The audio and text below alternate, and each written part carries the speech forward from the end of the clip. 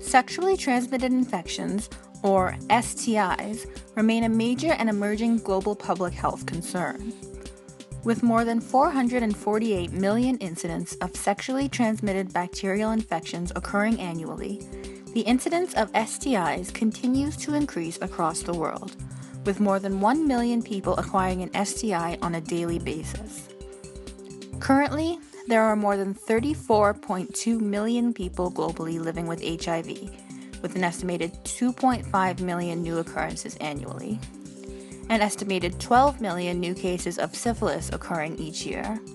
And the hepatitis C virus is believed to affect over 150 million people chronically, with an estimated 3 to 4 million new cases annually. Several people, and especially youth, often perceive themselves as invulnerable to these types of infections. One look at the previous numbers can paint a clear picture as to why there remains an urgent need to accelerate prevention and control efforts for STIs. But if you look behind the numbers, you'll find real people, and millions of them of every gender, class, and ethnicity.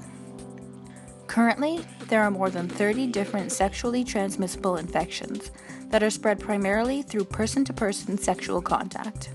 They can affect any sexually active person and can result in both serious physical and mental health concerns.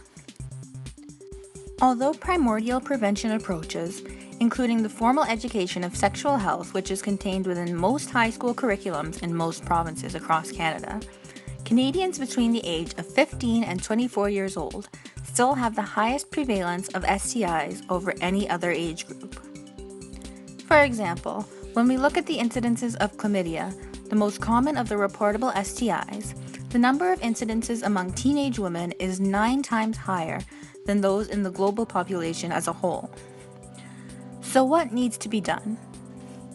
As young people aren't frequent users of the healthcare system, more of an effort needs to be placed on bringing knowledge and understanding of STIs to the youth within communities and being more open and honest about these infections. Aside from education, concerns of confidentiality, stigma surrounding STIs, and a lack of knowledge towards STIs and STI testing must be recognized and reduced in order to encourage youth for screening to allow early detection and possible treatment. So what can you do to make a difference? Some primary health prevention strategies can include taking advantage of your community public health resources. This can be anything from information pamphlets to websites such as Sexual Health Ontario to help educate yourself and give yourself the ability to share helpful and factual information with your friends, family, colleagues, patients, and other community members to help increase awareness about STI testing and prevention. And getting vaccinated for certain types of STIs, such as hepatitis A, hepatitis B, and HPV before the start of sexual exposure. Secondary prevention techniques start with getting tested. Getting tested is a mature step into both detecting STIs and preventing the spread of them. Testing yourself for STIs will help you determine if you carry a certain STI that you were perhaps previously unaware of. Screening awareness and development have resulted in higher early detection rates for STIs and are a safe and effective way to eliminate any doubts you may have about your health or notify you if you may need to seek out treatment. So what happens if you find out that you do have an STI? Tertiary prevention techniques start with talking to your medical provider and seeking treatment. Each STI has a different causative organism, including bacteria, viruses, and parasites, which each have their own specific treatment processes. Bacterial STIs, like gonorrhea, chlamydia, and syphilis, can be treated with the use of antibiotics.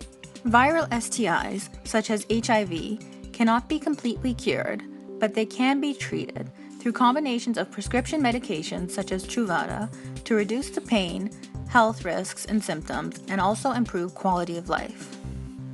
It will take a combined effort by public healthcare professionals and community members of all ages, ethnicities, cultures, and religions to become more open, educated, and aware to prevent the spread of STIs.